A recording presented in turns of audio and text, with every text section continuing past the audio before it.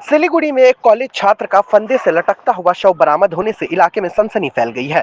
Police ने बंद घर से छात्र का सड़ा गला हुआ शव बरामद किया है।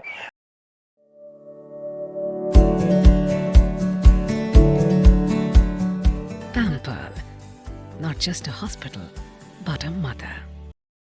मृत छात्र का नाम विशाल सरकार बताया गया है। वह हुगली के बंडेल का रहने वाला था और वह सिलीगुड़ी के सेवक रोड संलग्न एक निजी कॉलेज में पढ़ाई कर रहा था। कॉलेज पाड़ा में वह एक फ्लैट किराए पर लेकर रहता था। विशाल ने आखिरी बार अपने दोस्तों से शुक्रवार को बात की थी। इसके बाद उससे कोई संपर्क नहीं हो पाया। आज सुबह लोगों को फ्लैट से सड़ी हुई बदबू आई। बाद में इसकी सूचना पुलिस को दी गई। खबर मिलते ही सिलीगुड़ी थाने की पुलिस मौके पर पहुंची और दरवाजा तोड़कर छात्र का शव बरामद किया है। पुलिस पूरे मामले की जांच कर रही है। আমরা একটু আগেই জানতে পারলাম যে এই বাড়ির নিচে একটা ছেলে, যার বাড়ি দিল্লিতে। তো ছেলেটার নাম হচ্ছে বিশাল সরকার। তো ওই ছেলেটা নাকি গলায় দড়ি দিয়েছে। এই খবরটা পেয়ে আমরা সব এখানটায় এসেছি এবং আরও পাড়ার লোকজন আমাদের রয়েছে, ওরা সবাই এসেছি। এখন ওর বাড়ি, ওর একটা বন্ধু এসছে, তার সঙ্গে কথা বললাম।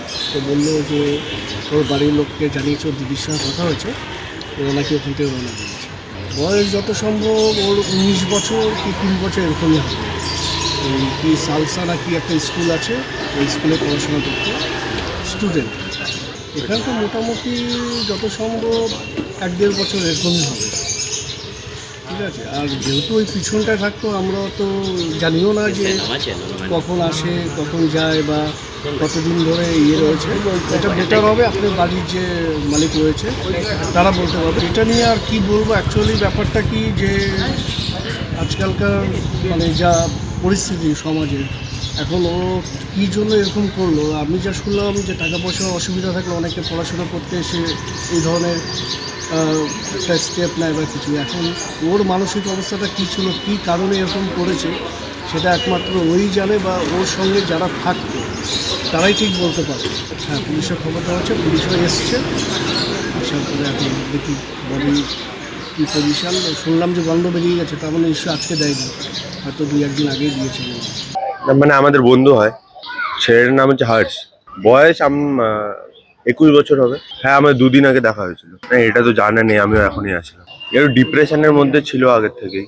বাড়ি ওর আই থিঙ্ক দিল্লি সাইডে হবে। এই বাড়িতে একটি ছেলে ভাড়া থাকতো এবং সে যখন ভাড়া ছিল এগ্রিমেন্ট ওয়াইজ তাকে ভাড়া দেওয়া হয়েছিল তার আত্মীয় স্বজন যারা আছে তাদের দেখে। এবার সে অফিস স্কুলে যায়, স্কুল থেকে কলেজে যায়, কলেজ থেকে ফেরে টেরে। তো দাদারাও বাড়িতে ছিল না, কলকাতা থেকে এসেছে হলো এই দিন 20-25 আগে। তো শনিবার দিন যথারীতি ওর ঘরে রাতে লাইট দেখা গেছে। পাশের বাড়ি আমার হাজব্যান্ড ওসি ছিলেন, মারা গেছে অলোক মুখার্জি। আমিও লাইট দেখেছি শনিবারে। রবিবার দিন সকালবেলা রুমাদি ফুল তুলতে গিয়ে ওই দিকটায় গন্ধ পেয়েছে, পেয়ে বলছে যে ছুঁচো টুচো মরেছে নাকি আজকে, যে কালকে তো রবিবার ছুটির দিন।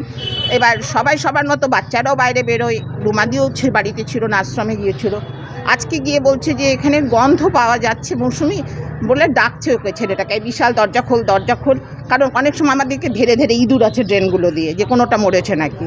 যখন ও দরজা খুলেছে না, তখন বেশিক্ষণ একটু নার্ভাস হয়ে আমাকে ফোন করেছে যে মৌসুমি দরজা খুলছে না, কী করব। তখন আমি আমাদের যা পার্টির মানে যে আছে কালুদা, তার মিসেস আমার বান্ধবী গোপা, ওকে বললাম কালুদা কি বাড়িতে আছে, তুই একটু বল তো কী করণীয় উচিত। কালুদা বললো 100 ডায়ালে ফোন করুন।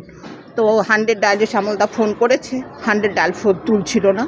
তখন আমি আবার ফোন করলাম যে 100 ডায়াল ফোন তুলছে না। তখন কালুদাই গৌতমদাকে বলেছে, গৌতমদা 100 ডায়ালে ফোন করেছে, পুলিশ এসেছে, তারাও যথেষ্ট টাকাটাকি করে যখন পারেনি, তখন আমাদের পাড়ার লোকদের দাঁড় করিয়ে দরজা ভেঙেছে, ভেঙে হ্যাং অবস্থায় পেয়েছে।